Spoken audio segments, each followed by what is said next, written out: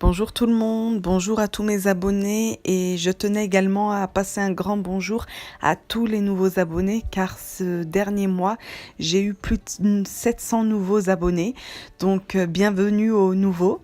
Voilà, donc je continue sur mes petites recettes de Ramadan, comme c'est dans 15 jours, je voulais vous montrer la recette des mini harsha, les mini galettes de semoule à base de semoule moyenne. C'est quelque chose que nous, on a toujours sur notre table de Ramadan. Très rapide à faire et très simple à faire, beaucoup plus rapide et simple à faire que les msemen. Donc je vous montre le détail de la recette. Alors dans cette vidéo, j'ai mis 500 g de semoule moyenne avec 125 g de beurre, une cuillère à café de sel, une cuillère à café également de sucre. Vous avez une autre vidéo sur la harsha qu'il y a sur ma chaîne, mais elle n'est pas tout à fait de la même manière. Il y a plein de façons de la faire et aujourd'hui j'ai voulu vous montrer une autre façon. Dans celle-ci, on va mettre également un demi-sachet de levure chimique et 300 ml de lait. Alors on va les rajouter après, les 300 ml de lait. Pour l'instant on va mélanger la semoule avec le beurre, le sel, le sucre et la levure chimique. Il faut que toute la semoule soit bien imbibée du beurre.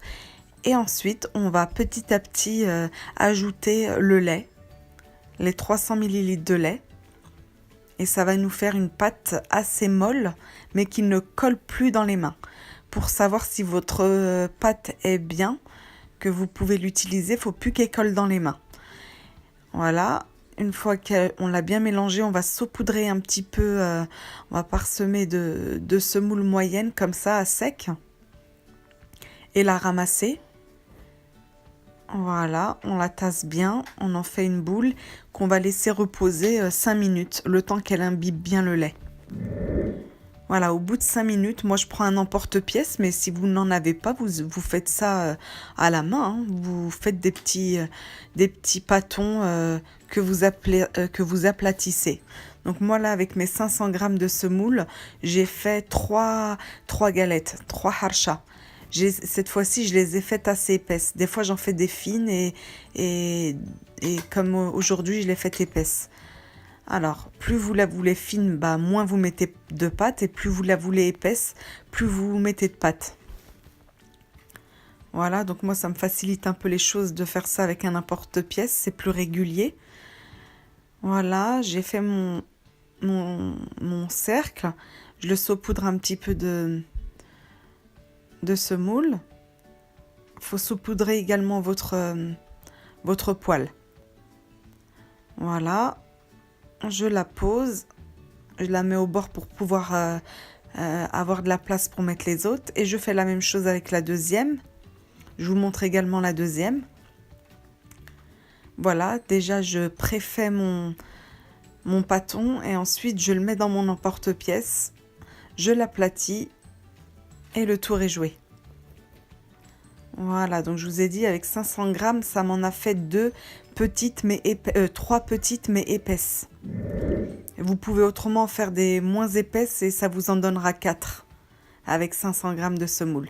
Donc là, très important, alors les faire cuire dans une poêle sans aucune matière grasse, mais à feu entre limite doux et moyen, parce qu'il faut que ça cuise à l'intérieur. Hein. Si vous mettez un feu trop fort, ça va rester cru à l'intérieur.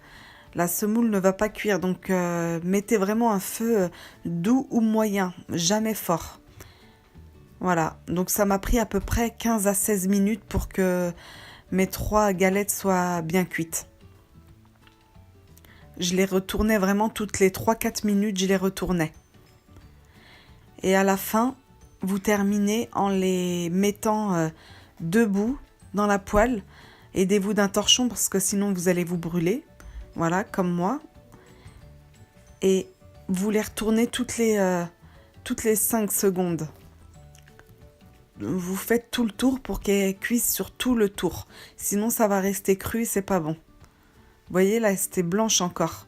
Quand on les met dans la poêle, ça cuit pas sur le contour. Donc, c'est à vous de les positionner de manière verticale et de les retourner pendant à peu près 2 minutes, hein, c'est fait. Ça cuit rapidement sur le contour. Voilà, et ça nous donne de jolies galettes, comme vous pouvez le voir.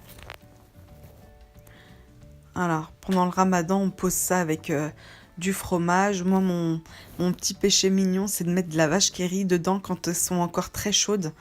La vache qui rit fond et franchement, c'est exquis. D'ailleurs, je vais vous montrer dans la vidéo.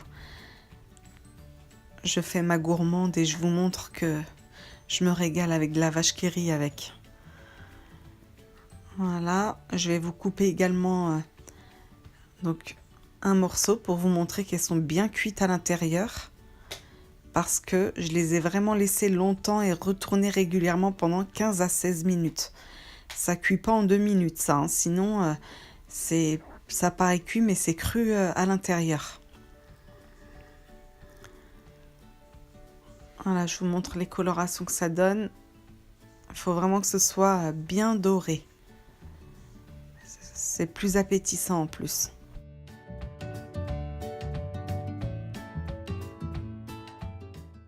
Voilà, je crois que je vous ai tout dit sur le détail de cette recette. J'espère que vous la réaliserez pendant le ramadan. Très très bonne, à refaire, rapide, simple. Donc je vous laisse sur ces dernières images et puis vous dis à très bientôt pour de nouvelles recettes. Merci de votre fidélité.